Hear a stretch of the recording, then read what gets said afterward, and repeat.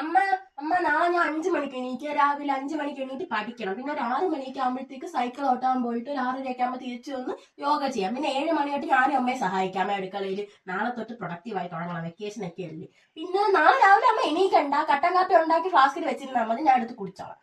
മോളെ 5 മണിക്കല്ലേ പഠിക്കാതിരിക്കാന്ന് പറഞ്ഞ ഓണരടി. 5 മണിക്ക് പഠിക്കാതിരിക്കാൻ പറ്റൂല അമ്മ. എല്ലാം പഠിച്ചു കഴിഞ്ഞല്ലേ.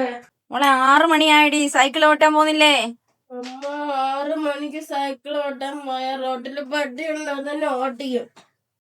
മോളെ 7 മണിയായടി. അമ്മ ഒരു 5 മിനിറ്റ്. മോളെ 8 മണിയേ. മോളെ 9.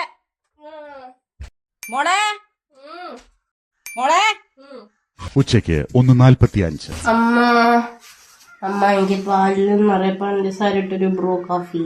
എന്നാ ഇന്നലെ രാത്രി ഇട്ട് വെച്ച കട്ടൻ ചായ അത് കുടിച്ചാ മതി കേട്ടാ.